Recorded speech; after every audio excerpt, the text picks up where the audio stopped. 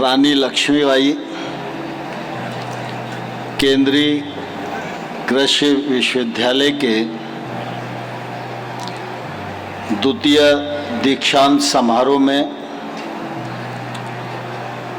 अध्यक्ष के रूप में विराजमान हमारे कुलाधिपति माननीय डॉक्टर पंजाब सिंह जी, इस कार्यक्रम को गरिमा प्रदान करने के लिए हम सबके मध्य उपस्थित भारतीय कृषि अनुसंधान परिषद के महानिदेशक और सचिव डेयर डॉक्टर हिमांशु पाठक जी, कुलपति डॉक्टर अशोक कुमार सिंह जी, हमारे विधायक आदरणीय रवि शर्मा जी, जवाहर सिंह राजपूत जी, एमएलसी बाबूलाल तिवारी जी, बहन रमा निरंजन जी, इस अवसर पर उपस्थित उत्तर प्रदेश के पूर्व शिक्षा मंत्री रविंद्र शुक्ला जी, पूर्व विधायक हमारे टीकमगढ़ के श्रीवास्तव जी, बिहारी लाल जी, रुद्रपाल सिंह जी, संजय पहाड़िया जी, श्याम बिहारी गुप्ता जी, विश्वविद्यालय परिवार के सभी सदस्यगण, इस अवसर पर उपस्थित सभी छात्र छात्राएं और इस क्षेत्र के गणमान्य सज्जनों, बहनों और पत्रकार मित्रों, आज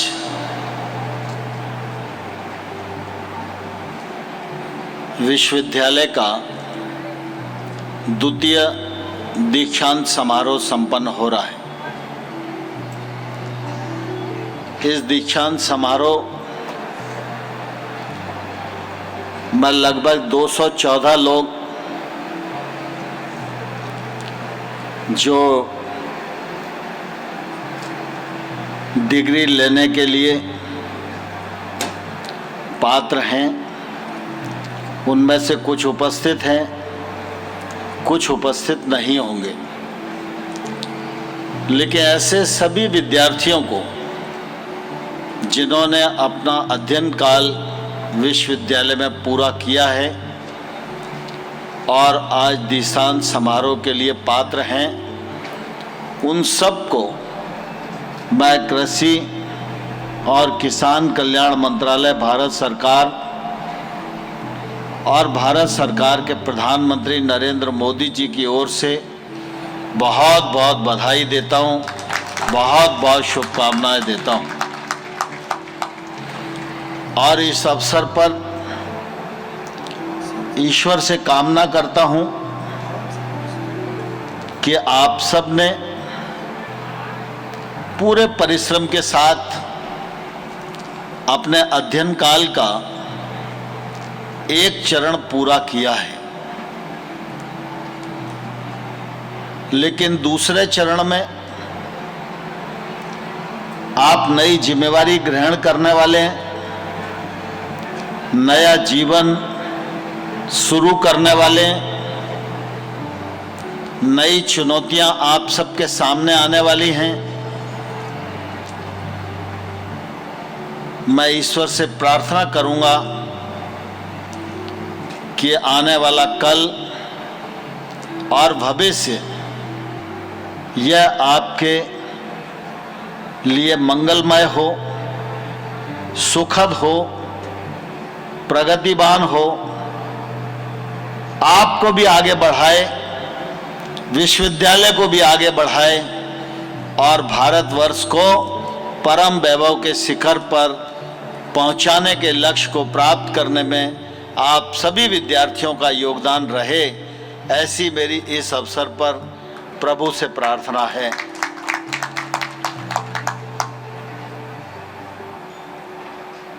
किसी भी व्यक्ति के जीवन में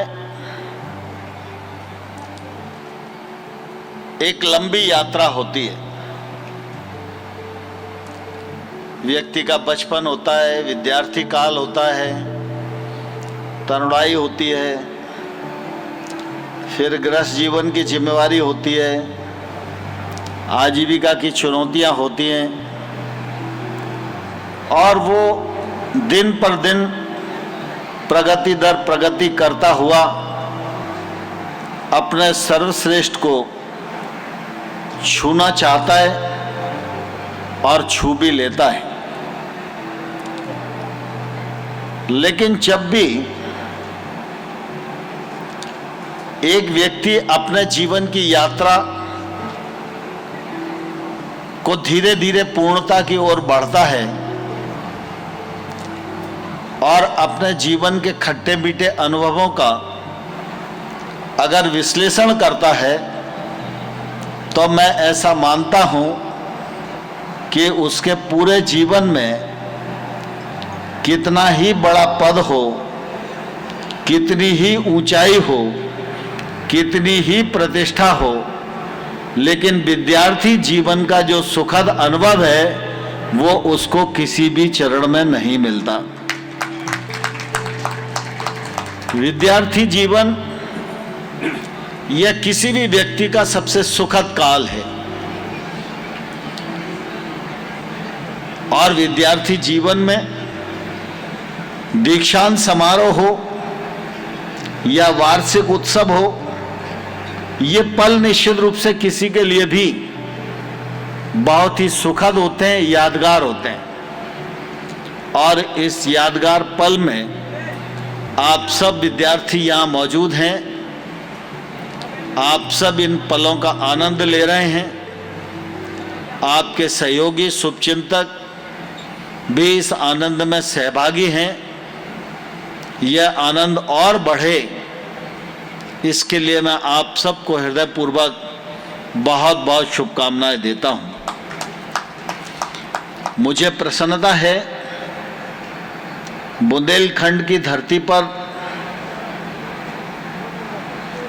जो हमेशा साहस और वीरता के लिए जानी जाती है, रानी लक्ष्मीबाई और महाराज छत्रसाल के जीवन के चर्चे देश और दुनिया में होते हैं। ऐसी पावन और पवित्र धरती पर जब केंद्रीय कृषि विश्वविद्यालय की स्थापना हुई, तब लोगों को लगता था कि ये तमाम सारे संस्थानों की तरह यह भी एक संस्थान होगा। लेकिन मुझे ये कहते हुए प्रसन्नता है कि 2014 में इसकी शुरुआत हुई और 2019 के बाद जब कृषि मंत्रालय मेरे पास आया तो प्रधानमंत्री जी के कर कमलों द्वारा इस विश्वविद्यालय के भवन का लोकार्पण हुआ। किसी भी विश्वविद्यालय के जीवन में 8-9 साल का कार्यकाल बहुत अल्प अवधि होती है, लेकिन झांसी यूनिवर्सिटी ने इस अल्प अवधि में भी जितने सोपान प्राप्त किए हैं, उसके लिए मैं वाइस चांसलर साहब और उनकी पूरी टीम को हृदय से बहुत बहुत बधाई देता हूं, बहुत बहुत धन्यवाद देता हूं। आज विश्वविद्यालय में बहुत सारे हमारे विद्यार्थियों को अभी डिग्री मिलने वाली है, लेकिन आप सब ने देखा 18 लोग जिनको गोल्ड मेडल मिला है, ऐसे 18 छात्र छात्राओं को यहां से सम्मानित करने का काम किया गया। सम्मान का क्रम और यह विधा तो अनेक संस्थानों में चलती रहती है, लेकिन आज मुझे सबसे खास चीज ये दिखी कि यहां 18 लोगों को गोल्ड मेडल मिला, 18 में से 16 बेटियों को गोल्ड मेडल मिला। यह मैं समझता हूं हमारे देश के लिए बहुत ही सुखद अवसर है और शुभ संदेश है।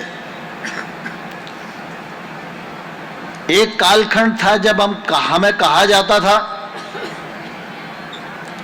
हम बेटियों के लिए उपेक्षित भाव रखते हैं, लेकिन आज प्रधानमंत्री नरेंद्र मोदी जी के नेतृत्व में चाहे शिक्षा हो, चाहे स्वास्थ्य हो, चाहे पुलिस हो, चाहे बीएसएफ हो, चाहे सेना हो, चाहे एयरफोर्स हो, चाहे इसरो हो, चाहे कृषि विज्ञान का क्षेत्र हो, हर क्षेत्र में बहन अग्रणी भूमिका निभा रही है। यह हम सबके लिए बहुत ही प्रसन्नता की बात है। मैं अभी बैठा बैठा सोच रहा था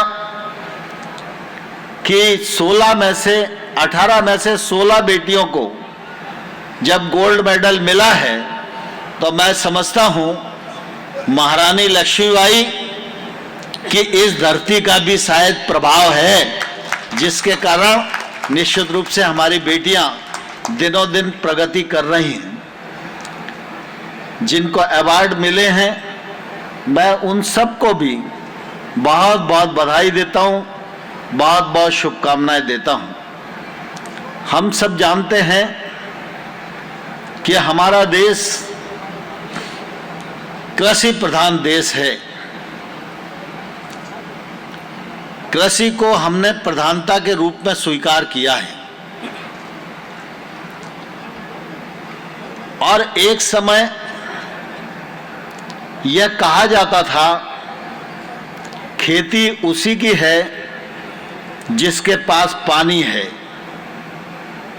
लेकिन मैं समझता हूं बदलते परिवेश में आज ये कहावत बदल गई है और आज ये कहा जाता है खेती उसी की है जिसके पास अच्छा ज्ञानी है। और जब ज्ञानी की जरूरत है और ज्ञानी का महत्ता है तो निश्चित रूप से हमारे जो विद्यार्थी आज अध्ययन काल पूरा कर रहे हैं, इन सब का ज्ञान इस देश की खेती को और विकसित करने और उन्नत बनाने में योगदान करेगा, ऐसा निश्चित रूप से मुझे पूरा विश्वास है। पिछले 8-9 वर्षों में कृषि क्षेत्र में भारत सरकार के द्वारा अनेक कदम बढ़ाए गए हैं, अनेक कार्यक्रम और योजनाएं शुरू की गई हैं, जिनका फायदा आज देश के किसान को भी मिल रहा है और देश की कृषि को भी मिल रहा है। मुझे कहते हुए बहुत गौरव है कि हमारे देश के कृषि वैज्ञानिकों ने दिन पर दिन अनुसंधान को परवान चढ़ाकर कृषि उत्पादन को बढ़ाया और सिर्फ कृषि उत्पादन ही नहीं बढ़ाया। आज मैं यह बहुत गर्व के साथ कह सकता हूं कि एक जमाना था जब इजराइल और नीदरलैंड से हम बहुत कुछ सीखने की तमन्ना रखते थे, लेकिन आज हमारे साइंटिस्टों के अनुसंधान और उनके ज्ञान के परिणाम स्वरूप पूरी दुनिया में यह सुनिश्चित हुआ है कि दुनिया के बहुत सारे देश भारत के कृषि अनुसंधान परिषद के वैज्ञानिकों से इस विधा को सीखना चाहते हैं। यह क्रम हम सब लोगों को और बढ़ाने की आवश्यकता है। कृषि ऐसा क्षेत्र है जिसके सामने हमेशा चुनौतियां रहने ही वाली हैं। आज हम देखते हैं तो कृषि क्षेत्र में खेती का रकबा कम हो रहा है, कृषि के क्षेत्र में पानी की उपलब्धता की कमी हो रही है, कृषि के क्षेत्र में मौसम परिवर्तन का संकट है, कृषि के क्षेत्र में कृषि कार्यों में रुचि लेने वाले लोगों का संकट है। ये सब चुनौतियां हमारे सामने हैं, लेकिन इन सब चुनौतियों का सामना ही नहीं करना है, हम सब लोगों को इन चुनौतियों पर विजय प्राप्त भी करना है। आज हम विश्वविद्यालय प्रांगण में हैं, यहाँ बहुत सारे विद्यार्थी बैठे हुए। मैं विद्यार्थियों को इस अवसर पर यह भी आग्रह करना चाहता हूं कि विद्या अध्ययन आजीविका के लिए जरूरी है, लेकिन आजीविका के लिए ही जरूरी नहीं है। हम सब कृषि क्षेत्र की पढ़ाई पूरी कर चुके हैं, आगे हमें अनुसंधान में जुटना है, आजीविका भी कमाना है, लेकिन साथ ही साथ हम सब लोगों को यह भी ध्यान रखना है कि हम सिर्फ वैज्ञानिक ही न बने, हम सिर्फ अध्यापक ही न बने, हम किसान भी बने। हमारा कृतित्व और हमारा व्यक्तित्व ये नई पीढ़ी को किसानी के लिए प्रेरित करे, यह भी हम सब लोगों की जिम्मेवारी है।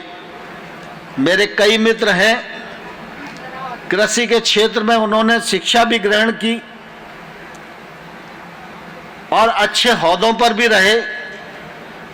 उनका अनुभव और ज्ञान आज देश और प्रदेश दोनों में काम आ रहा है, लेकिन मैं देख रहा हूं कि वो निवासी गांव के थे, अध्ययन गांव से शुरू किया और अध्ययन के बल पर कृषि के क्षेत्र को बहुत सुशोभित किया, अपनी यूनिवर्सिटी के नाम को भी रोशन किया, अपने परिवार के नाम को भी रोशन किया।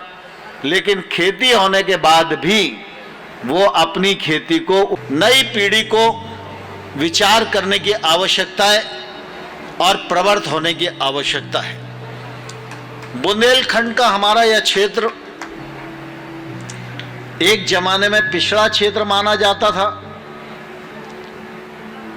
पठारी क्षेत्र होने के कारण कृषि के क्षेत्र में भी पिछड़ा होने माना जाता था। और बुंदेलखंड मध्य प्रदेश का हो या उत्तर प्रदेश का हो, हमेशा एक ही खबर छपती थी, बुंदेलखंड से पलायन हो रहा है।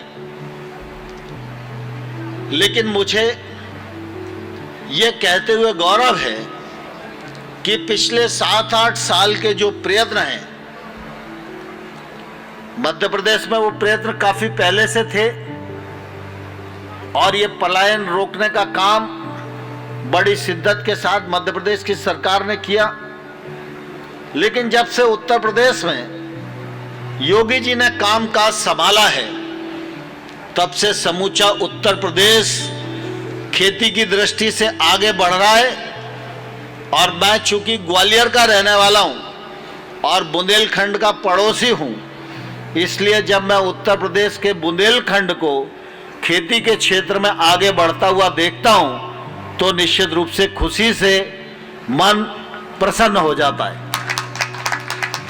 आज दलहन का विषय हो, तिलहन का विषय हो, फलों की खेती हो, सब्जी की खेती हो, फूलों की खेती हो, जैविक खेती हो, प्राकृतिक खेती हो, हर क्षेत्र में बुंदेलखंड ने अपने कदम बढ़ाए। और मुझे कहते हुए प्रसन्नता है, चाहे कृषि विज्ञान केंद्र हो, चाहे आईसीआर के संस्थान हो, चाहे ये सेंट्रल यूनिवर्सिटी हो, इन सब की उपस्थिति ने भी दोनों राज्यों के बुंदेलखंड को परिवर्तित करने में अपनी महत्वपूर्ण भूमिका निभाई है। मैं इस अवसर पर कुलपति महोदय को, बाकी संस्थानों के अधिकारियों को कहना चाहता हूं कि बुंदेलखंड के इस परिक्षेत्र को हमें चुनौती के रूप में लेना चाहिए। जो बुंदेलखंड पलायन के लिए जाना जाता था, वो बुंदेलखंड अब उन्नत खेती के लिए जाना चाहिए। इस पर अनुसंधान करना, लोगों के बीच में ज्ञान वितरित करना, किसानी को उन्नत किसानी के रूप में परिवर्तित करना, माइक्रो इरिगेशन जैसी स्कीमों से लोगों को जोड़ना और फल और सब्जियों और प्राकृतिक खेती के मामले में यह क्षेत्र एक हब बने, इस लक्ष्य को लेकर निश्चित रूप से हम सब लोगों को काम करने की आवश्यकता है। मुझे प्रसन्नता है हमारे वैज्ञानिकों का ध्यान इस तरफ है और वो इस पर काम कर रहे हैं, लेकिन काम की गति हम लोगों को और तेज करनी होगी। सामान्य तौर पर कृषि के क्षेत्र में यही मान्यता रही है कि खाद्यान्न उत्पादन हो, दलहन और तिलहन उत्पादन हो, सब्जी उत्पादन हो और देश में भरपूर मात्रा में इसकी उपलब्धता रहे। ये हमारी जिम्मेवारी है, ये तो हमें करना ही है। लेकिन आज पूरी दुनिया का राजनीतिक परिदृश्य बदला हुआ है। एक समय था खेती हमारे भूख को मिटाने के लिए करना जरूरी होती थी, लेकिन आज दुनिया की भूख मिटाने के लिए जिम्मेवारी भारत के किसान पर और भारत के वैज्ञानिक पर आ गई है। अब वो भारत नहीं बचा जब हम दूसरों से मांगने वाले देश हुआ करते थे। अब भारत की साख, भारत की ताकत, भारत की प्रतिष्ठा और भारत से अपेक्षा इतनी बढ़ गई है कि भारत मांगने के बजाय दुनिया को देने वाला देश बन गया है। और जब दुनिया की हमसे इतनी अपेक्षाएं हैं तो उन अपेक्षाओं पर खरा उतरना हम सब लोगों की जिम्मेवारी है। कृषि का क्षेत्र एक ऐसा क्षेत्र है जो देश में खाद्यान्न उपलब्ध कराता ही है, लेकिन बड़ी मात्रा में रोजगार के अवसर का भी सृजन करता है। और खेती का एक क्षेत्र ऐसा है कि हम दूसरी टेक्नोलॉजी दुनिया को दे सके ना दे सके, लेकिन जिन लोगों को भोजन की आवश्यकता है, कम से कम हम अपने रिसर्च और किसान के परिश्रम के बल पर दुनिया की इस आवश्यकता को जरूर पूर्ण कर सकते हैं। आज किसानों के परिश्रम के परिणाम स्वरूप खाद्यान्न में हम अधिशेष राष्ट्र हैं और कृषि उत्पाद कोई भी हो, हम या तो पहले नंबर पर खड़े या दूसरे नंबर पर खड़े। हर उत्पादन में हम पहले नंबर पर आए, ये लक्ष्य लेकर हमको काम करने की कोशिश करनी है। 2050 तक दुनिया की भी आबादी बढ़ने वाली है, कृषि के समक्ष चुनौतियां भी बढ़ने वाली है, जलवायु परिवर्तन का भी संकट हमारे सामने आते ही रहने वाला है। ऐसी स्थिति में 2050 की आवश्यकता को ध्यान में रखते हुए भी हम लोगों को अपने कदम बढ़ाने की जरूरत पड़ेगी। 2050 तक रकबा कम होगा, लेकिन उत्पादन को निरंतर बढ़ाते रहने की आवश्यकता रहेगी। और उत्पादन तभी बढ़ेगा जब हमारा अनुसंधान बढ़ेगा और कृषक को कृषि के क्षेत्र में न सिर्फ रोकना, नई पीढ़ी को भी कृषि के क्षेत्र में आकर्षित करना, इस दिशा में भी हम सब लोगों को काम करने की आवश्यकता रहेगी। और इसलिए कृषि के क्षेत्र में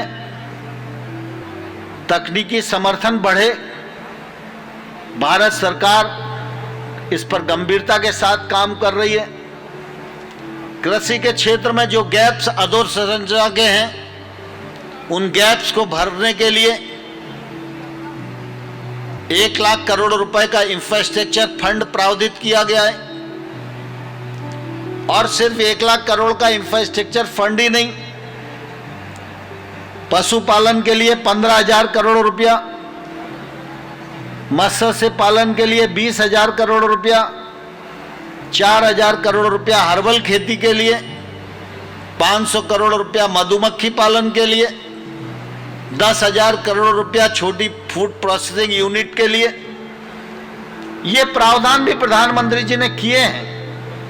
किसानों को सुरक्षा कवच मिले, इसके लिए प्रधानमंत्री फसल बीमा योजना के माध्यम से अब तक जहां किसान का नुकसान हुआ है, वहां 1,30,000 करोड़ रुपया बीमा कंपनी से किसानों के नुकसान की भरपाई करने का भी काम नरेंद्र मोदी जी के नेतृत्व में हुआ है। किसान अल्पकालिक ऋण के लिए साहूकार पर निर्भर न करे, ब्याज में उसकी जमीन न बेचे, इसलिए अटल बिहारी वाजपेयी जी के कार्यकाल में किसान क्रेडिट कार्ड योजना शुरू की थी। तब 3-4 लाख करोड़ रुपया मात्र किसान को ऋण मिलता था। आज नरेंद्र मोदी जी ने अल्पकालिक ऋण के रूप में कम से कम 20 लाख करोड़ रुपया किसान को मिले, यह सुनिश्चित करने का काम किया है। देश में 86% छोटे किसान हैं। इन छोटे किसानों को अग्रणी अवस्था में लाने के लिए, इनकी ताकत बढ़ाने के लिए, इनके आदानों की कीमत कम हो, ये महंगी फसलों की ओर जा पाएं, फसल आने से पहले फसल का दाम अपनी कीमत पर करार कर पाएं। इस दृष्टि से देश में 10,000 एफपीओ बनाने का काम प्रारंभ हुआ है। इस पर केंद्र सरकार 6,865 करोड़ रुपया खर्च कर रही है।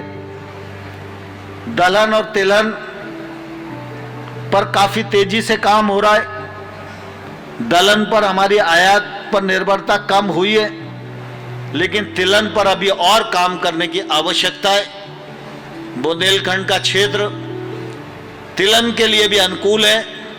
मैं आप सब लोगों से तिलहन की खेती को और बढ़ाने के लिए इस अवसर पर अनुरोध करना चाहता हूं।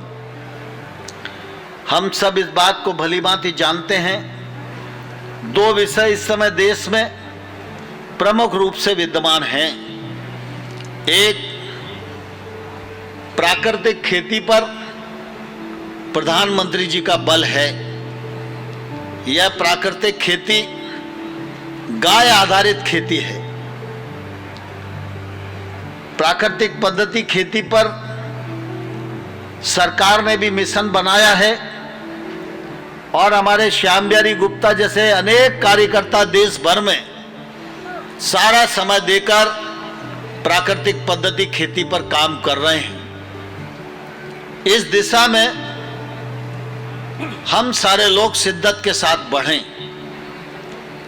यह इसलिए भी जरूरी है कि केमिकल फर्टिलाइजर के लिए हम आयात पर निर्भर करते हैं। लगभग प्रति वर्ष 2.5 लाख करोड़ रुपए की सब्सिडी केंद्र सरकार को अपने खाते से देना पड़ती है, तब 266 रुपया में यूरिया की बोरी किसान को मिलती है। केमिकल फर्टिलाइजर के दुष्प्रभाव कृषि पर भी हैं, दुष्प्रभाव धरती पर भी हैं और दुष्प्रभाव मानव शरीर पर भी हैं। धीरे धीरे हमारी निर्भरता केमिकल फर्टिलाइजर पर कम होगी और अगर 2.5 लाख करोड़ रुपया बचेगा तो वो 2.5 लाख करोड़ रुपए में से कुछ करोड़ रुपया तो निश्चित रूप से बुंदेलखंड के विकास के लिए काम आएगा ही आएगा।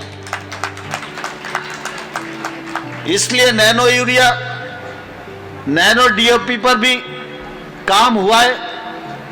हम उस तरफ भी किसानों को प्रवृत्त कर सकते हैं और विशेष रूप से नेचुरल फार्मिंग के लिए हम जितना लोगों को प्रवृत्त करेंगे उतना ही स्वच्छ अनाज पैदा होगा, स्वच्छ उत्पादन होगा और स्वच्छ उत्पादन को जो ग्रहण करेगा उसका स्वस्थ शरीर होगा, स्वस्थ मन होगा।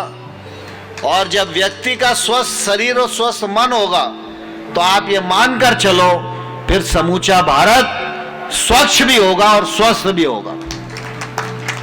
इस यात्रा में प्राकृतिक खेती का अपना निश्चित रूप से महत्व है। इस दिशा में हम सब लोगों को गंभीरता से काम करने की आवश्यकता है। सने सने हम नेचुरल फार्मिंग पर जाएं, आयात पर और केमिकल फार्मिंग पर हमारी निर्भरता कम हो, इसके अनेक दृष्टि से फायदे होने वाले हैं। दूसरा प्रमुख विषय है 2023 मिलेट्स ईयर। मिलेट्स यानी मोटा अनाज, मोटा अनाज यानी ज्वार, बाजरा, रागी, कोदो, कुंगनी। और अब तो प्रधानमंत्री जी ने मिलेट्स भी हटा दिया, मोटा अनाज भी हटा दिया, पोषक अनाज भी हटा दिया। इस बजट में ज्वार और बाजरा को श्री अन्न कहा गया है। अन्न तो गेहूं भी है, अन्न चावल भी है, लेकिन श्री अन्न इसलिए कहा गया है कि ज्वार और बाजरा, रागी ये गेहूं और चावल से भी ज्यादा श्रेष्ठ हैं। इनमें पोषक तत्वों की अधिकता है। यह वर्षा आधारित क्षेत्र में पैदा हो सकते हैं। इनमें फर्टिलाइजर की जरूरत नहीं होती है। इनका उत्पादन होगा तो पशुओं के लिए चारा भी उत्पन्न होगा और इनको करने वाला हमारा छोटा किसान है। तो छोटे किसान की ताकत बढ़नी चाहिए, तभी देश की ताकत बढ़ेगी।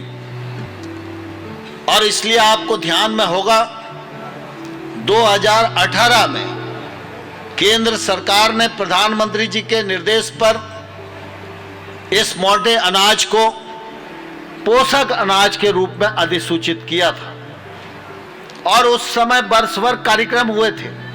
और 2018 में ही प्रधानमंत्री जी ने संयुक्त राष्ट्र संघ में यह प्रस्ताव रखा कि भोजन की थाली में मिलेट्स को पर्याप्त स्थान मिलना चाहिए, तो हम तमाम सारे पोषक तत्वों की पूर्ति कर सकते हैं। उसके साइंटिफिक एविडेंस भी दिए गए और परिणाम स्वरूप संयुक्त राष्ट्र संघ ने योगा डे के बाद 2023 को मोदी जी के प्रस्ताव पर मिलेट्स ईयर के रूप में मनाने की घोषणा करी। आप सब देख रहे हैं देश भर में मिलेट्स की चर्चा हो रही है, श्री अन्न की चर्चा हो रही है। 18 मार्च को दिल्ली के पूसा इंस्टीट्यूट में प्रधानमंत्री जी एक इंटरनेशनल कॉन्फ्रेंस में मिलेट्स ईयर का लॉन्च करने वाले हैं। यह बुंदेलखंड का पूरा परिक्षेत्र मोटे अनाज के उत्पादन के लिए जाना भी जाता था और माना भी जाता था। प्रधानमंत्री जी को आप अगर गौर से विश्लेषण करेंगे तो आप पाएंगे दिल्ली में बैठकर भी जिसको आपने एक वोट देकर प्रधानमंत्री बनाया, वह प्रधानमंत्री बनकर बुंदेलखंड के हमीरपुर और बाना के छोटे से उस किसान की चिंता कर रहे हैं जो किसान खेत में पानी नहीं लगा सकता, जो सोयाबीन पैदा नहीं कर सकता, जो सरसों पैदा नहीं कर सकता, जो फल पैदा नहीं कर सकता, वो सिर्फ मोटा ही अनाज पैदा करके अपनी गरीबी में जीवन यापन कर रहा है। प्रधानमंत्री जी की कोशिश है कि उसकी गरीबी को बदलने की जरूरत है। और उसकी गरीबी कब बदलेगी? जब उसका उत्पादन का दाम बढ़ेगा। और उत्पादन का दाम कब बढ़ेगा? जब उसकी मांग बढ़ेगी। और अगर हमारे ज्वार बाजरा की मांग इस मिलेट्स ईयर के दौरान पूरी दुनिया में बढ़ जाएगी तो फायदा किसे होगा? हमारे बुंदेलखंड के छोटे किसान को होगा, गरीब किसान को होगा। और मुझे कहते हुए प्रसन्नता है कि हमारे एग्री स्टार्टअप भी नए पढ़े लिखे बच्चे मिलेट्स पर की प्रोसेसिंग पर बहुत काम कर रहे हैं। यहाँ जो विद्यार्थी है, मैं उन विद्यार्थियों को भी आमंत्रित करना चाहता हूँ। 18 मार्च को जब मिलेट्स ईयर लॉन्च होगा, उस समय एक बड़ी एग्जीबिशन है और उस एग्जीबिशन में बहुत सारे एग्री स्टार्टअप्स आएंगे। इन बच्चों में भी जो दिल्ली के नजदीक है, उनको उस एग्जीबिशन में आना चाहिए। मिलेट्स का परिदृश्य आपको देखने को मिलेगा,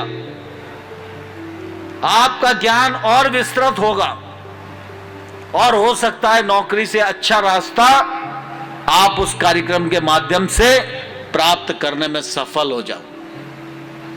इसलिए श्री अन्न की उपयोगिता बढ़े, प्रचार प्रसार बढ़े, उत्पादन बढ़े, उत्पादकता बढ़े, मांग बढ़े। इसके लिए हम सब लोगों को 2023 में बढ़ चढ़ के प्रयत्न करना चाहिए। आज मुझे प्रसन्नता है कि विश्वविद्यालय ने अल्प अवधि में काफ़ी प्रगति की है और इसी का दूसरा भाग veterinary hospital, veterinary college, fisheries college Datia में बन रहे। बिल्डिंग का काम भी लगभग पूरा होने की ओर है और कोशिश की जाएगी कि इसी सत्र में ये संस्थान भी प्रारंभ हो जाएं। ये सब संस्थान मिलकर बुंदेलखंड की प्रगति में और बुंदेलखंड की शान में और कृषि की बढ़ोतरी में चार चांद लगाएं, ऐसा विश्वास करता हुआ मैं आप सबको हृदयपूर्वक बहुत बहुत शुभकामनाएं देता हूं। धन्यवाद। जय भारत।